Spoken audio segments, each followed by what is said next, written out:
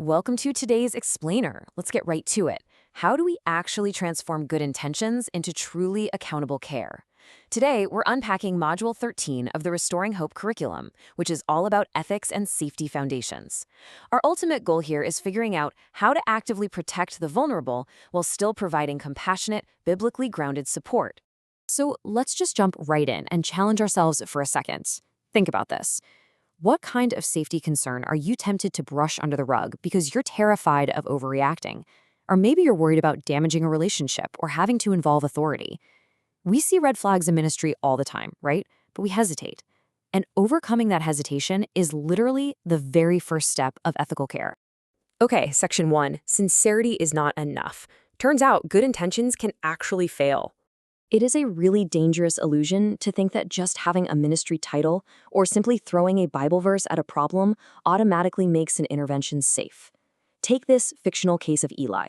Here, a ministry leader responds to a parent who is having terrifying, intrusive thoughts simply by quoting a verse about fear. The leader completely failed to clarify the person's sleep, their physical safety, medical care, or the actual meaning of those thoughts. Applying a verse without understanding basic safety isn't just unhelpful, it can actually be negligent.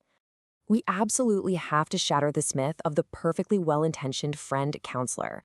The myth tells us that if you just love the person enough and know your Bible, you're guaranteed to provide a safe intervention.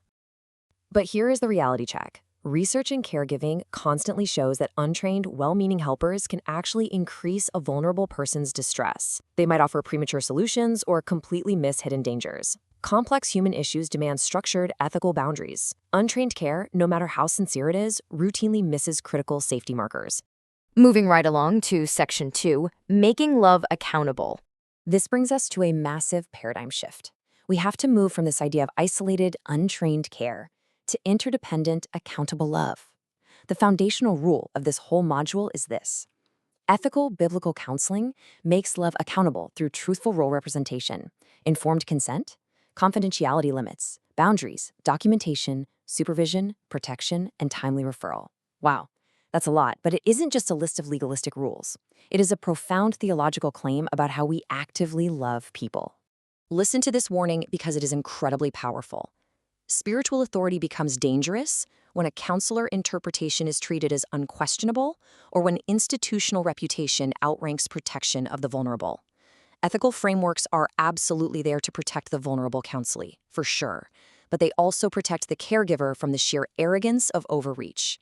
We all have creaturely limitations. We do not know the human heart exhaustively, and we must never act like we do. All right, Section 3, boundaries and confidentiality. Let's define some clear lines. If we agree that love absolutely must be accountable, then we've got to define some really clear lines in our ministry lanes. Let's talk about confidentiality. The crucial point here is that confidentiality has to be explained clearly before someone discloses something to you, not frantically invented after a crisis suddenly explodes. Informed consent means people know exactly what stays in the room and what legally or ethically must be shared, like threats of harm, for instance. Then there's this tricky thing called a dual relationship. Think about trying to counsel someone who is also, say, your employee, or maybe a really close friend, or someone you serve with on a church committee. You're wearing two hats. While dual relationships might be completely unavoidable, especially in small churches, they strictly demand clear disclosure and supervision. You have to openly name those overlapping roles to protect the integrity of the care.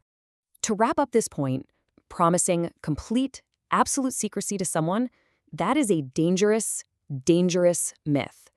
A well-meaning volunteer might want to make that promise just to get a person to open up, but accountable privacy is the reality. This means we keep information private within the care and supervision system, but we absolutely share information when safety, abuse, or the law requires it. No exceptions. Which leads us to Section 4, navigating crises and abuse. We are hitting the ultimate friction point here. What actually happens when our ordinary caregiving collides with severe danger? Because there is a world of difference between providing spiritual counsel and handling a life or death crisis. For suicidal language, your immediate responsibility is to involve emergency resources, not vague reassurance. For abuse allegations, you prioritize safety and report according to the law. You absolutely never, ever mediate or confront the alleged offender. Doing that puts the victim in immediate, severe danger. And this is exactly why the STOP protocol was created. If you are in a practice session, a role play, or a real-life conversation, and you hit a genuine danger disclosure, the ordinary agenda has to pause immediately. Stop. You shift instantly to safety and referral protocols, rather than treating the disclosure like it's just standard counseling material. This translates into a super clear, immediate decision pathway. When danger strikes, you don't guess.